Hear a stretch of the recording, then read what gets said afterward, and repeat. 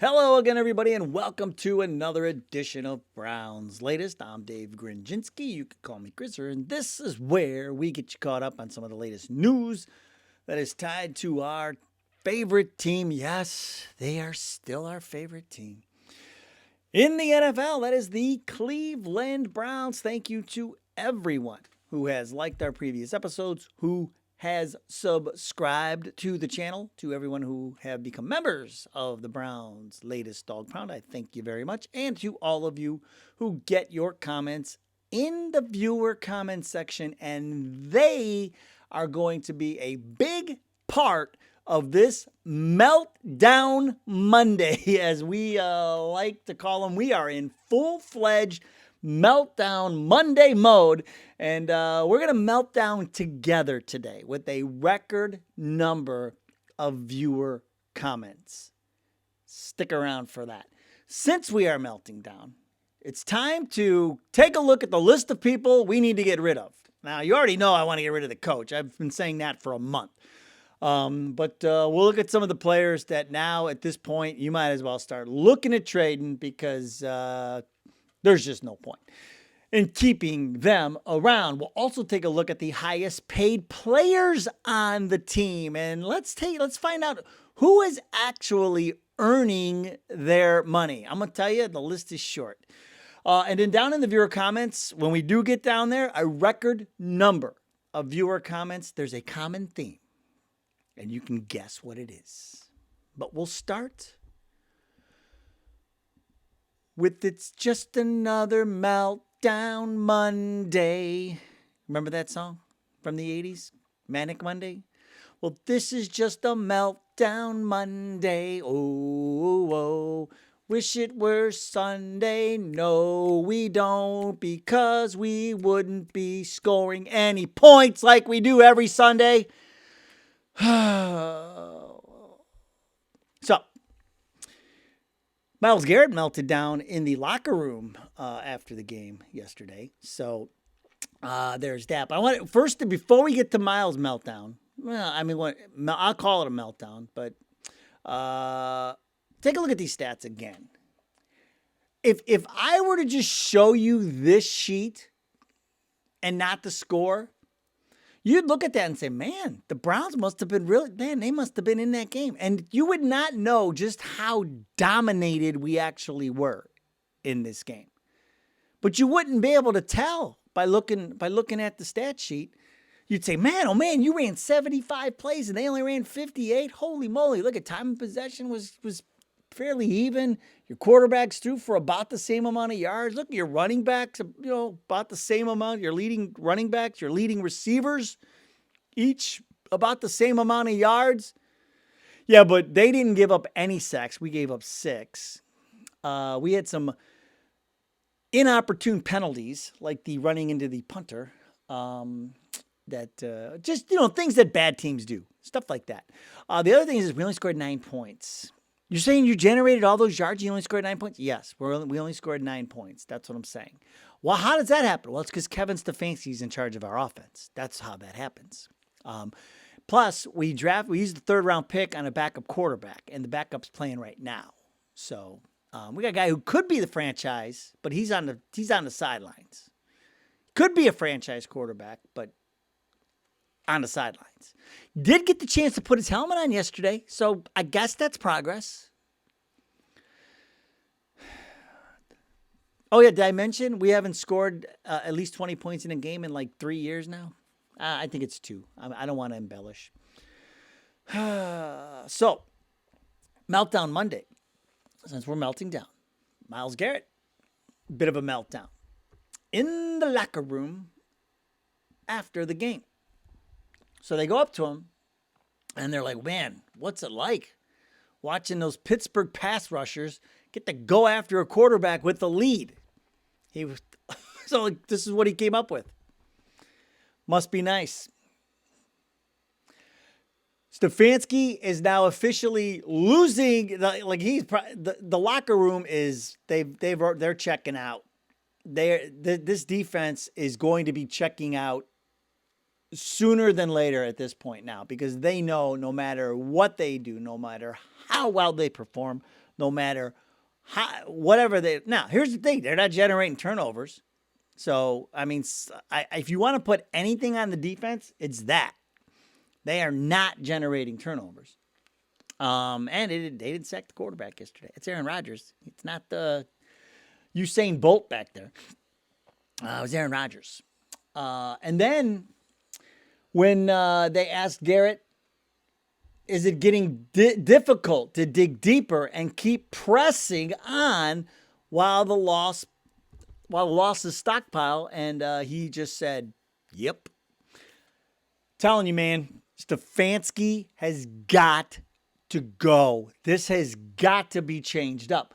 Of course, when he's questioned about the play calling, like, hey, you going to make a change at play call or something? Do something? Shake this thing up? He says, no, there's a lot of things we have to do better. Remember, you heard it yesterday. I played it. We watched it live together.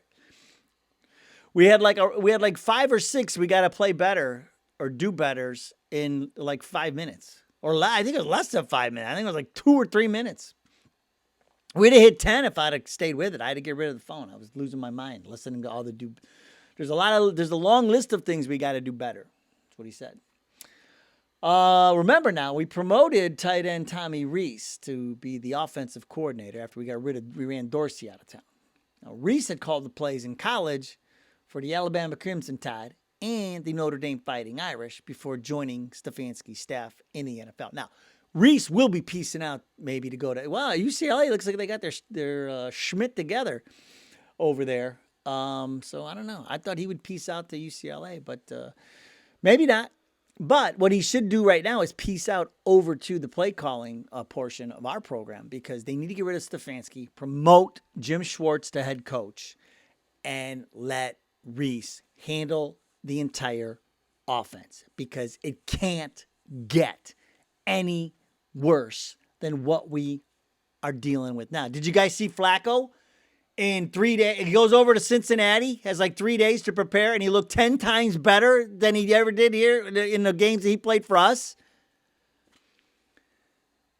Threw for like 200 yards, throwing touchdowns, no interceptions. That's for 3 days. Imagine when he's got a full week of practice, what he's going to look like with a real offensive coach coaching him. That's Stefanski's worst nightmare. For Flacco to go there and have less than a week and go there and look better in Cincinnati's offense. Jamar Chase is probably so happy now. Higgins. To go and do that in less than a week makes Stefanski look ridiculous. Just downright brutal. I mean, for the most part, he had time to throw.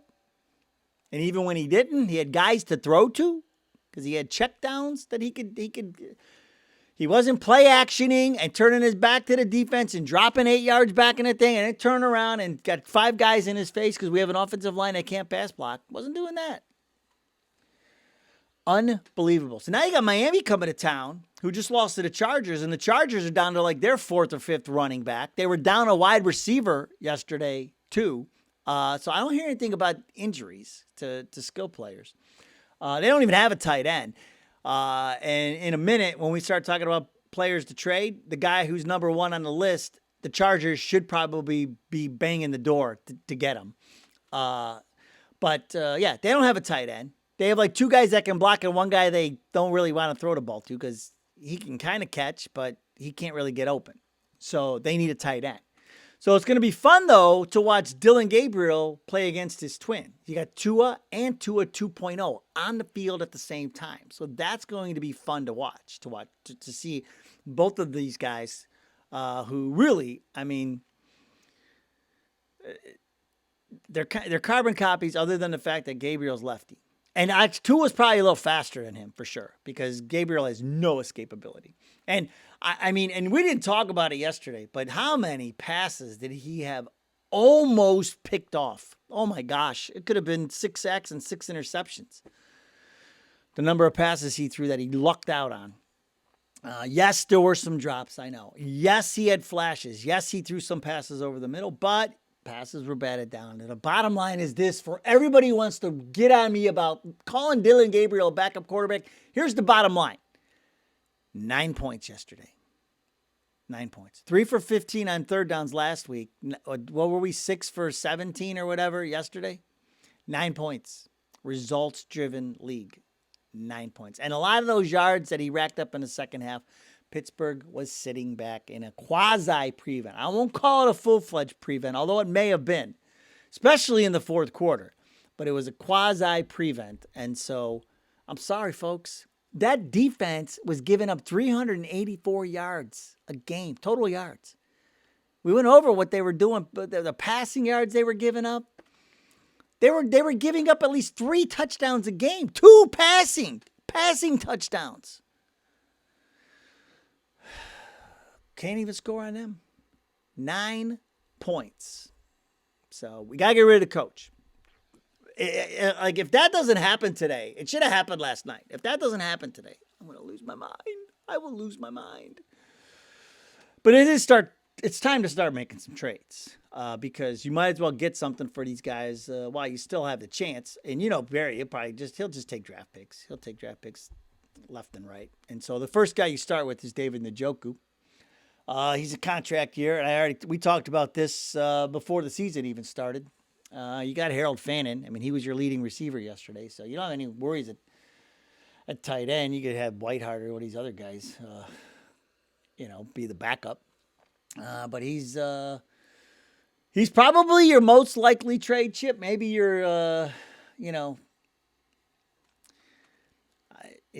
he's probably the one people would want the most, to be honest. And the Chargers need a tight end. They need a guy who can split the seams, and like what Njoku does. Although after he got hit on that seam catch, that seam route yesterday, he grew alligator arms. He was out there here. I'll show you what he was.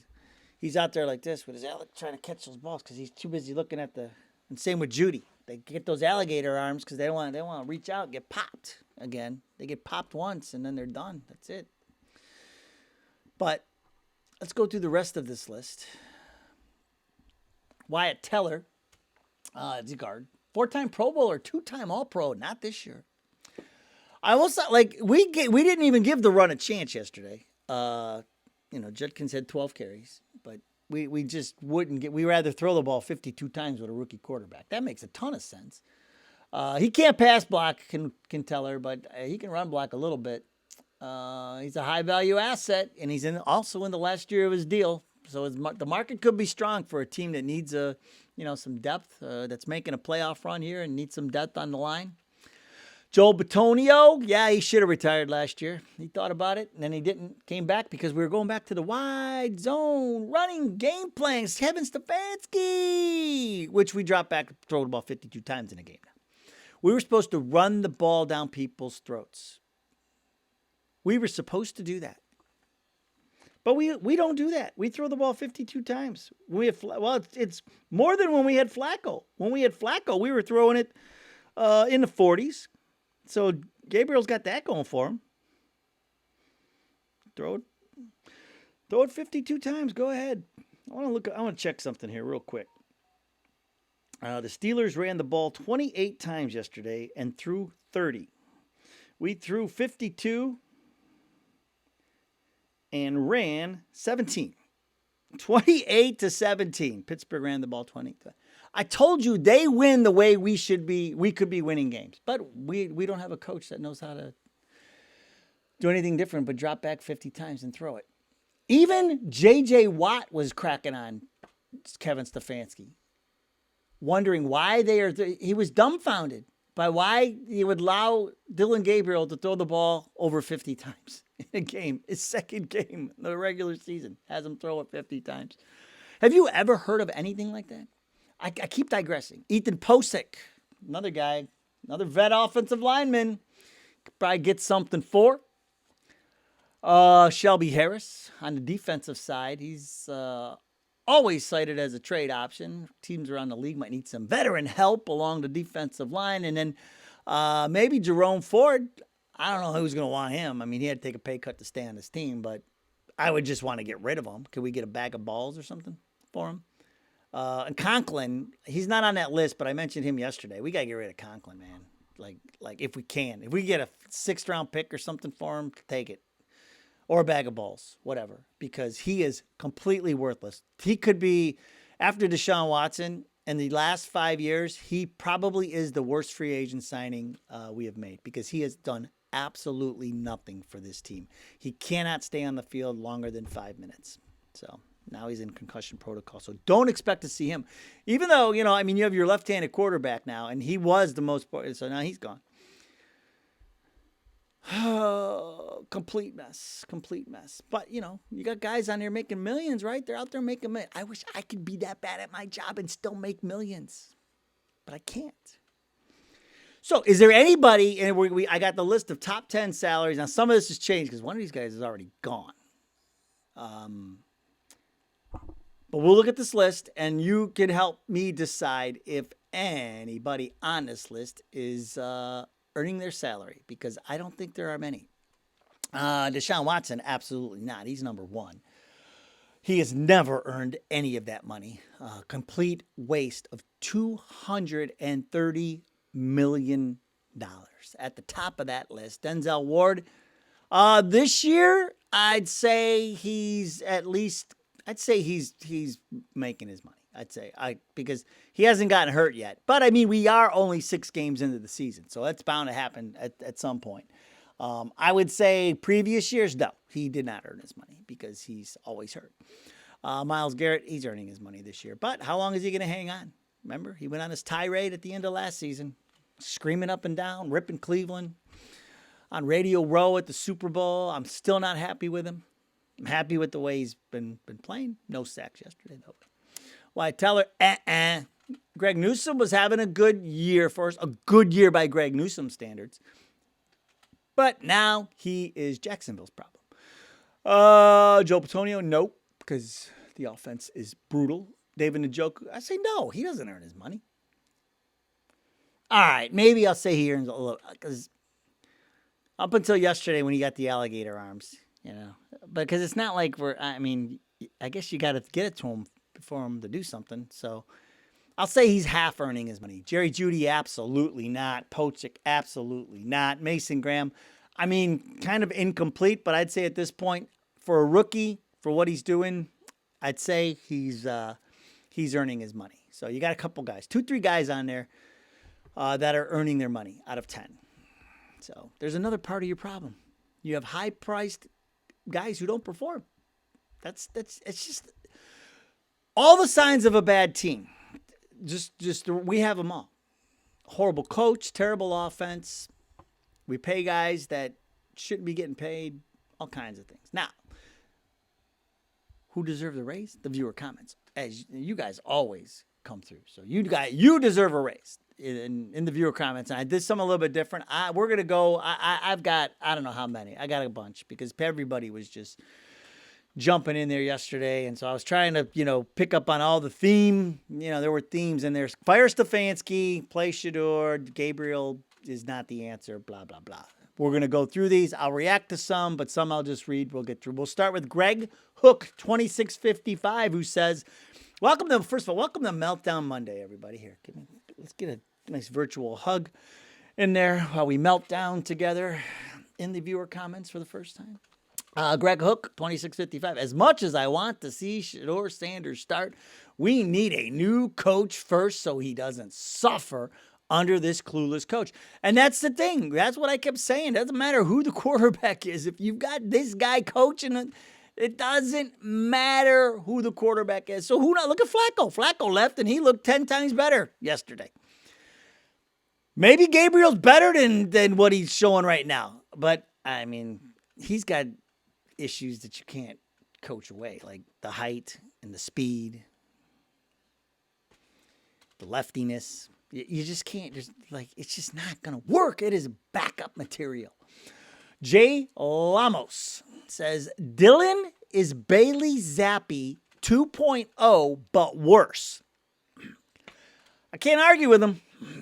It's going to be so fun. Tua and Tua 2.0 on the field together on Sunday. Got that to look forward to. Coming up, it's Tua versus Tua 2.0 on Sunday football. Frankie Black, 360, says, the offensive line is super trash, too. Not just trash, not regular trash. It is super trash. And here's what I'd say. I don't know if we even got a chance to see if we could run. I would have kept pounding the ball until you've got home run hitters. At least Sampson got on the field. He got up to 3 carries. Caught a pass. We'll put him on kickoffs. Let's stick him back there on kickoffs so he can get obliterated on a kickoff return. Then like Larvadan got obliterated. J-Row 3101. Gabriel was atrocious. He threw hospital balls and should have been picked 5 times at least. He can't see over the line. Stefanski should be fired. Gabriel needs to be replaced. Yeah. It'd be interesting to see, like, you fire Stefanski, but leave Gabriel in there with a different coach just to see if there's a difference. I don't think it'd be much of a difference, but if there's some improvement. And I go back to Flacco. Look at Flacco. He got out from under this nonsense, and he looked 10 years younger yesterday playing for Cincinnati. That's the best way I can describe it. He looked 10 years younger. Leaving Cleveland took 10 years off of Joe Flacco's. How would that work? Made him 10 years younger. Like, whatever. It's like smoking or whatever. Am I supposed to make you like 10 years older? Stefanski's offense makes quarterbacks play like they're 10 years older than what they actually are. Ms. Sunny FL22, which is Ms. Sunny Florida, to me, says, "Sir, you don't have to call me sir. Just call me Dave or Grizzer or whatever, G-Man. Call me whatever you want. Just don't call me late for supper. But you don't have to sir me. Don't sir me. The first trade needs to be the coach. It is obvious that the coach has lost the locker room. Yeah, I think if we're not there already, we are on the cusp. Just based on what Miles was saying yesterday. Absolutely, Ms. Sunny, you are right there. Dorian says they should have kept Junkins out for the whole game and had Gabriel just throw 75 times. LOL. Our 2-time coach of the year. Laughy face, laughy face, laughy face, laughy face, laughy face. But hey, the women love that trimmed look. Yeah, the women do love that beard of Stefanski's. It's everything else anything football related that comes with Stefanski is the problem. Good beard. Horrible offense. Horrible head coach. Good at saying we got to get better. Good beard and good at saying we got to get better. That's about it. Scott Coaster, 6668. Grizzer. Like always, Pittsburgh will only get so far, then crap the bed like the Ravens do. But here's what I'll say to that. I would sign up for that right now. I would sign up for that all day. Because at least those organizations are respected. Mike Tomlin, every year, he could give him a different quarterback, different that, this and that. Like, no running backs, this and whatever. Look at what he's got at wide receiver. Calvin Austin didn't even play. You got DK Metcalf and a bunch of guys I had never even heard of. You got tight ends. The one everybody knows they didn't even use yesterday, Freiermuth. I told you they weren't going to use him. And then you got a guy he's never caught a pass. He's catching passes all over the place on us. They figure it out. The great ones figure it out week to week. They set their teams up to win week to week. They just don't go out there with the same offense from the year 2000 and go, I think it might work this week. It does not work in the NFL. So Scott, man, I would take a poll. I guarantee you it'd probably be 90 to 95% of the people would say, yeah, sign me up for what Pittsburgh and Baltimore has right now, because I would take that in a heartbeat, because those are 2 real head football coaches in the NFL. All day, I would take that. Geo Davis. This is not on Dillon Gabriel. I don't know why everyone thinks the quarterback is the magic wand to fix everything. Our offensive line can't hold a block long enough to run long developing routes downfield, and even when we get time, the wide receivers drop the ball. Now, here's the thing. We can run the ball. We showed it last week. And this is a Pittsburgh team that can't stop the run. I told you it's not the steel curtain, but we made them look like the steel curtain because we ran the ball 17 times. Gave our guy 12 tries at it. They ran the ball 30 times. What did I say? They threw the ball 30 times, ran it. Threw it 30, ran it 28. Balance. We threw it 52 and ran it 17. Not balance. I'm no expert. This is so much on Gio. This is so, I just feel bad that Gabriel's in this. I do actually think Shador could help because there's this escapability factor. I mean, but if you're going to, the way we run this offense, the play calls and the designs, it's all so unimaginative. It is like watching a CYO offense out there playing against an NFL defense. It is so bad. It is so bad. And you got a quarterback who's as tall as a middle schooler running it all. James Ratchko says, this is the ultimate insult, losing to the Steelers. Yeah, I hate losing to Pittsburgh. Haslam, it's time for a change. Stefanski has no friggin' clue. 100% agree there, James Ratchko. 100% agree. I've been saying this for a month. I knew it after game 2. This was over. It's over. And here we are, 4 weeks later, and we're still calling for the coach to be fired. Ken Reeves, Stefanski is the worst coach in the league. Hopefully not for long. Hopefully he'll be gone. He is terrible. OC and head coach. Even his personality is foul. Get him out of here and send Gabriel with him. Well, I keep Gabriel to be our backup quarterback. You got to keep Gabriel around. He's at a rookie contract. Stefanski, 100% out the door. So random. ENT says, this is exactly what I expected. Dude was in college 6 years, took more snaps than any quarterback in all of training camp, practice, and with the ones, and that was from the jump. And still couldn't score one time. I saw a few drops. One of the drops was a hospital ball and 5 yards behind the first down, so they would punt it. They would have punted anyway. It wasn't okay. That is BS. It was bad. Overthrowing receivers, hitting receivers in the heads, throwing the ball 52 times, but averaging 4.3 yards is not nice. It's all right. I mean, he's just spitting facts. That's all he's doing is spitting facts. And then you watch even a team like Denver. If you watch them, their London game, against the Jets. Yeah, the Jets suck, but they were all excited to be in London, and they gave Denver all they could handle.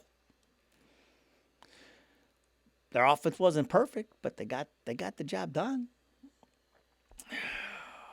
We'll end on.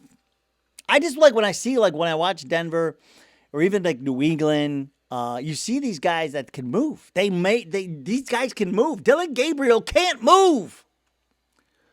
He's a younger version of Flacco. A shorter version of, not as old, but he moves like he is. But again, I go back to who knows. He might be way better than we think because he's just stuck in this offense, in this scheme that is just absolutely atrocious. We'll end on Clark Ilmatical. I believe it's Ilmatical. Clark Ilmatical says, by the way, I can hear the frustration in your voice. You are a real fan. #salute. Yes, Clark. By the way, Clark, I just want to let you know, because you reminded me of the movie Vacation, and that's how we got the nickname Grizzer, because back in the day, that movie had come out and was about the Griswolds. And so the guys we played basketball with, they started calling my brother and I the Griswolds, because they thought it was funny, because they sounded like it. They couldn't say our last name, so they went to the Griswold. But then that eventually morphed into Grizzer, and that's where it came from, a Clark Griswold. Just like Clark's response here in the viewer comments, but that's where Grizzer came from. Started as Griswold from the movie Vacation. Clark, are you happy now, Clark? She's deaf. That's my favorite line in that movie, when the big gun goes off in the bar when he's mixing it up with the guy. Are you happy now, Clark? She's deaf. Are you happy now, Browns fans? We're 1-5. We won't be happy until Stefanski's gone. That has got to happen so much sooner than later. But we shall see. Miami's coming to town. Welcome to Miami. Oh, I guess it would be welcome to Cleveland. All right, that's going to do it for today's show. We'll take a minute tomorrow and reassess. Take a minute Tuesday. Coming your way. After this massive meltdown Monday, our biggest one yet. Go Browns! We'll see you next time.